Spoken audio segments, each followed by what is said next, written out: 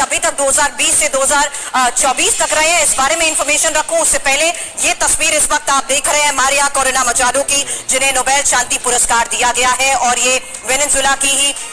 विपक्ष की नेता है। और मारिया को जिस तरीके से 2025 में ये नोबेल शांति पुरस्कार मिला है उसकी टाइमिंग को लेकर भी मनीष से मैं इसलिए सवाल कर रही थी क्योंकि वेनेजुएला और अमेरिका के बीच बढ़ते इस तनाव के बीच भी ये एक बड़ा फैसला, बड़ी चोट के तौर पर साबित हो सकता है डोनाल्ड ट्रंप के लिए। हालांकि वेनेजुएला और अमेरिका के बीच लगातार जिस तरीके से तनाव बढ़ता जा रहा है, आज की ये बड़ी खबर है जहां डोनाल्ड ट्रंप को नोबेल शांति पुरस्कार नहीं मिला है। लेकिन एक और इंफॉर्मेशन अब आपके सामने, 2020 से 2024 देखिए किस किस को नोबेल शांति पुरस्कार इससे पहले मिल चुका है। 5 नोबेल शांति पुरस्कार विजेताओं के नाम ही इस वक्त आपके सामने रख रहे हैं, जहां देखिए 2024 में जापान के नेहोन हिदानकियों को यह पुरस्कार दिया गया था। और इस बीच आपको बता दें, बम पीड़ितों का संगठन परमाणु हथियारों से मुक्त दुनिया की दिशा में इन्होंने जो काम किया ये सबसे बड़ी वजह साबित हुई थी। इससे पहले आपको बता दें, नरगिस मोहम्मदी 2023 जब ईरान में महिलाओं के अधिकारों की रक्षा एक सबसे बड़ी वजह थी कि इन्हें नोबेल पीस शांति पुरस्कार दिया गया था। उससे पहले 2022 में मानवाधिकार कार्यकर्ताओं लेस बिलियास्की बेलारूस के नागरिक स्वतंत्रता और मानवाधिकारों को जिस तरीके से इन्होंने बढ़ावा दिया, और मानवाधिकार संगठन मेमोरियल रूस, जहां की आपको बता दें कि पुरस्कार की एक सबसे बड़ी वजह थी बेलारूस में 2022 में जो पुरस्कार दिया गया था मानवाधिकार कार्यकर्ता एलिस बिलियास्की को। और मानवाधिकार संगठन centre for civil liberties Ukraine 2021 जब मारिया रेसा फिलीपींस अभिव्यक्ति की स्वतंत्रता को सुरक्षित रखने के लिए इनके प्रयासों की वजह से इन्हें ये अवार्ड दिया गया था। दिमित्री आंद्रेविच मुराटुस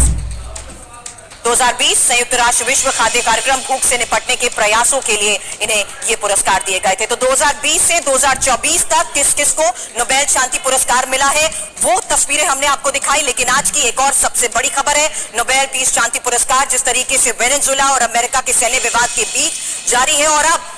वेनेजुएला की विपक्ष की नेता को ये पुरस्कार दिया गया है। मारिया कोरेना मचाडो, उनकी तस्वीर भी आपको दिखा रहे हैं। वेनेजुएला की मारिया को नोबेल मिला है और यही इस वक्त की सबसे बड़ी खबर है क्योंकि डोनाल्ड ट्रंप जो कि पिछले कई महीनों से ये प्रयास कर रहे थे, दावेदारी नोबेल शांति पुरस्कार के लिए कर रहे थे, उनका ये सपना फिलहाल टूट चुका है। और उसकी क्या बड़ी वजह रही है, इसी को लेकर मेरे सहयोगी मनीष से लगातार मैं बात कर रही हूं। और ऐसे में वेनेजुएला की मारिया को जिस तरीके से नोबेल दिया गया है ये एक बहुत बड़ी खबर है मनीष, क्योंकि इससे साफ है कि किस तरीके से डोनाल्ड ट्रंप ने जो शांति के प्रयास भी किए थे उनको लेकर भी जिस तरीके से सवाल उठे, आज उन पर भी एक तरीके से स्टैंप लगती है कि वो सिर्फ कह रहे हैं, कथनी और करनी डोनाल्ड ट्रंप की फर्क है। बिल्कुल, देखिए हिंदी में एक कहावत है जो मुझे लगता है इस वक्त प्रेसिडेंट ट्रंप के लिए एकदम सटीक बैठती है कि एक तो करेला दूजे नीम चढ़ा। पहले तो आपने नोबेल पीस प्राइज नहीं दिया, ऊपर से जो दिया वो वेनेजुएला की अपोजिशन लीडर को दे दिया जहां पर कि वो युद्ध लड़ने के लिए बेताब है। और मुझे लगता है कि जैसे ही उनको भी अब ये सूचना मिल तो गई है उनको भी कि उनको अवार्ड नहीं मिलने वाला है, तो नहीं मिला, तो ऐसी स्थिति में वो कहेंगे चलो ठीक है, तब वेनेजुएला पे अटैक करते हैं और जब वो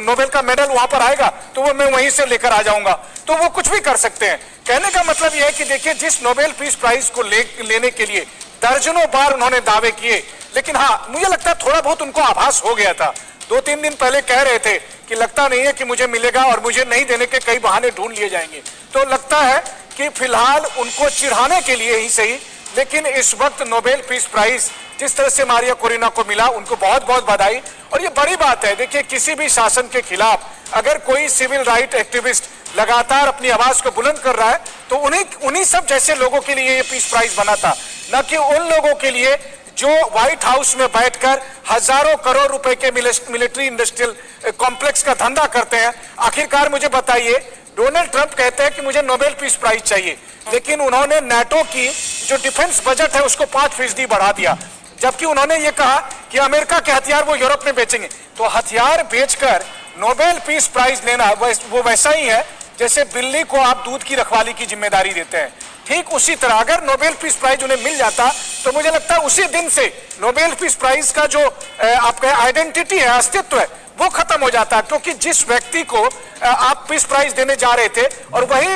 अरबों खरबों रुपए के हथियार यूरोप को बेच रहा है, तो मुझे लगता है कि नोबेल पीस प्राइज के जो संगठन है उन्होंने ये तय किया कि ये उस व्यक्ति को दिया जाए जो तानाशाही के खिलाफ या जो लोकतांत्रिक तरीके से अपनी लड़ाई लड़ रहा है। ना कि एक ऐसे व्यक्ति को जिनकी सिर्फ एक जिद है कि मैं व्हाइट हाउस में बैठा हूं, मैं दुनिया में सबसे शक्तिशाली अपने को मानता हूं, इसलिए मुझे अवार्ड मिलना चाहिए। लेकिन हर क्षेत्र में युद्ध को खत्म करने का जिस तरीके से मसीहा बनाने की डोनाल्ड ट्रंप ने कोशिश की, उनको समर्थन तो बहुत लोगों ने किया। नेतन्याहू की ही अभी थोड़ी देर पहले की वो तस्वीर दिखा रहे थे जो AI जनरेटेड जरूर थी, और ऐसे में पाकिस्तान ने भी इसको बहुत सपोर्ट किया था।